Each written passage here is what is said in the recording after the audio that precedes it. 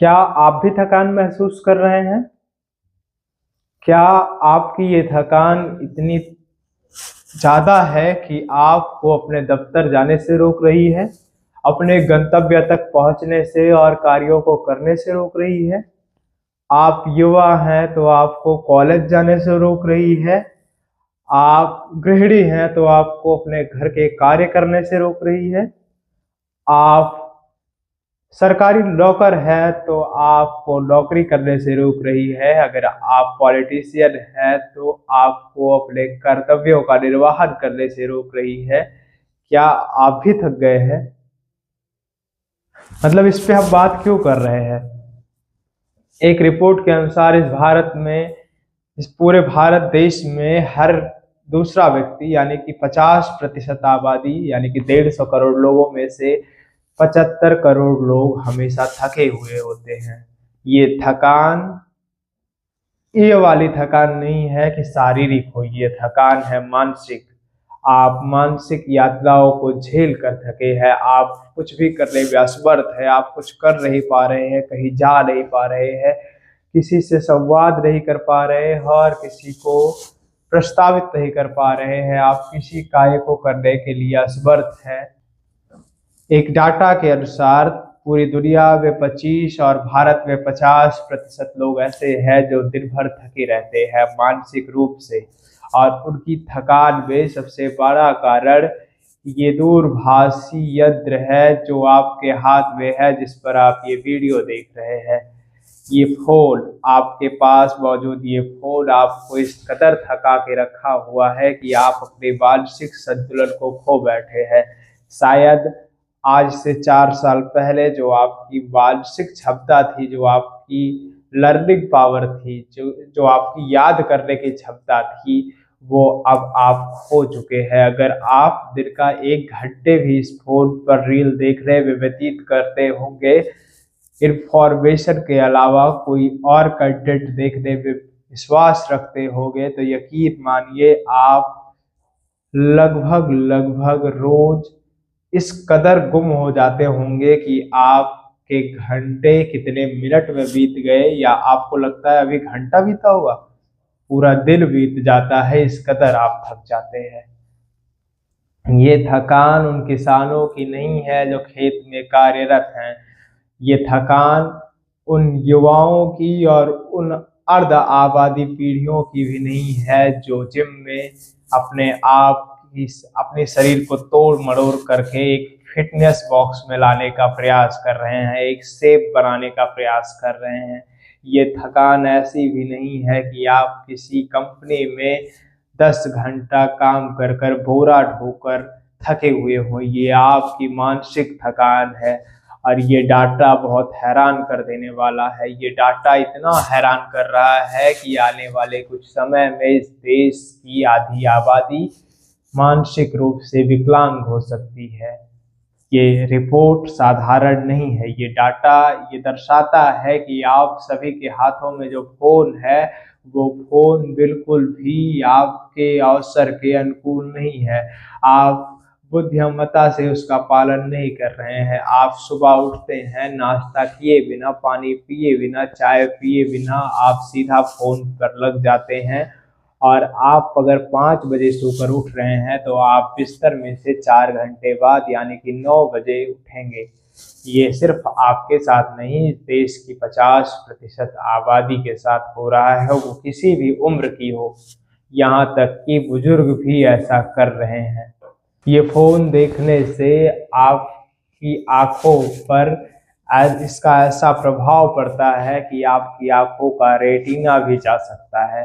आपके जीवन के मूल्यों को आपको सीखने में मदद नहीं, बल्कि आपके जीवन में आपको कुछ ना करने में मदद कर रहा है। ये मैं हवाई नहीं कह रहा हूँ। WHO की एक रिपोर्ट के मुताबिक ये फ़ोन ही है जो 50% आबादी के मानसिक संतुलन ठीक ना होने का, मानसिक बीमारी का और मानसिक रूप से कमजोरी का सबसे बड़ा माध्यम है। WHO ने इस पर बात करते हुए कहा कि ये फ़ोन अगर युवाओं के हाथ में ऐसे ही लगता रहा और युवा इस पर अपने दिन भर की तमाम कार्यों को छोड़कर अपना दिन व्यर्थ कर रहे होंगे, तो आपके साथ भी ऐसा ही होगा। एक रिपोर्ट के अनुसार, वर्ल्ड हेल्थ ऑर्गेनाइजेशन की रिपोर्ट के अनुसार, इस साल या पिछले 4 सालों में जो मानसिक संतुलन लोगों का खराब हुआ है, और जितने भी दिमाग रोग के विशेषज्ञ हैं, डॉक्टर हैं, उनके पास जो आंकड़े गए हैं वो हैरान कर देने वाले हैं। खास करके भारतीय डॉक्टर और मानसिक विशेषज्ञों के पास ऐसे आंकड़े 50% आबादी को विकलांग बता रहे हैं, यानी कि 50% लोग जिनकी आंखों का रेटिना अगले 10 साल में और जिनका दिमागी संतुलन अगले 8 साल में पूरी तरह से, अगर इसी तरह से चलता रहा तो खत्म हो जाएगा। WHO ने अपनी ही रिपोर्ट में ये भी बताया कि इसका समाधान क्या है। इसका समाधान सीधा सीधा ये है कि अगर आप प्रभात में उठते हैं तो प्रभात में उठने के बाद योगा करें, सूर्य नमस्कार करें और भारतीय परंपराओं का पालन करें। ये भारतीय परंपरा अब सिर्फ भारतीय नहीं रही, ये विदेशों में और WHO भी इसको बढ़ावा दे रहा है।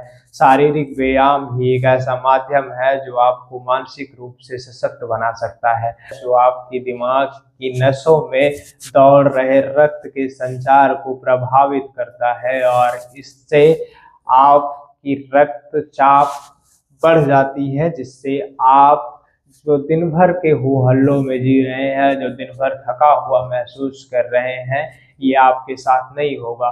दूसरा सबसे बड़ा कारण ये है कि आप तली भुनी चीज़ें जैसे कि नॉन वेज और तेल में तली हुई खास चीज़ें आप खाते रहते हैं दिन भर। फास्ट फूड और चाउमीन, टिकिया, ये सब मोमोज, ये सब आपके मानसिक संतुलन को खराब कर रहा है। इसी रिपोर्ट में एक दावा और किया गया है कि इस देश की लगभग 20% आबादी दिन भर बिस्तर में रहती है। उसको बिस्तर इतना ज़्यादा पसंद है कि वो बिस्तर से निकलने के मूड में नहीं रहती है। उसी रिपोर्ट में कहा गया है कि इन लोगों को बाहरी दुनिया से कोई मतलब नहीं है। कुर्सी पर बैठना इनके लिए जैसे कि पाप हो। ये उतनी ही देर कुर्सी पर बैठते हैं जितनी देर इनको बाधित करके रखा गया हो, और उतनी देर में ही इनको लगता है कि उन्हें फांसी दी जा रही है। और देश की 20% आबादी हमेशा 24 घंटे बिस्तर में रहती है। ये आंकड़े जितने डरावने हैं उतना ही डरावना एक सच भी है कि सब में से आप सारे लोग यही कर रहे हैं। जो ये वीडियो देख रहे हैं शायद उनमें से भी आधे लोग ऐसे ही होंगे।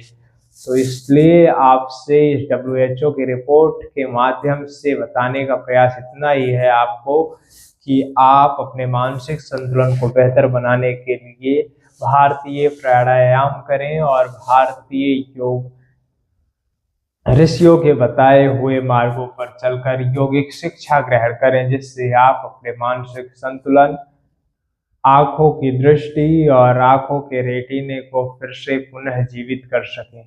बाकी आप भी क्या थके रहते हैं? क्या आप भी ऑफिस, कॉलेज, दफ्तर या जहां पर आप कार्यरत हैं वहां जाने से डरते हैं, या किसी भी कार्य को करने से पहले आपको थकान महसूस होती है? तो हाँ, आप भी इस पद्धति के शिकार हैं। कृपया करके इसमें सुधार लाइए। व्यायाम कीजिए, योग कीजिए, प्राणायाम कीजिए, सूर्य नमस्कार कीजिए। ये भारतीय परंपराएं आपको पूरी तरह से मानसिक और शारीरिक रूप से स्वस्थ कर सकती हैं। बाकी आप नेटवर्क भारत देख रहे थे, मैं हूं आपके साथ गौरव विनायक। जुड़े रहिए हमारे साथ और देखते रहिए हमें। धन्यवाद।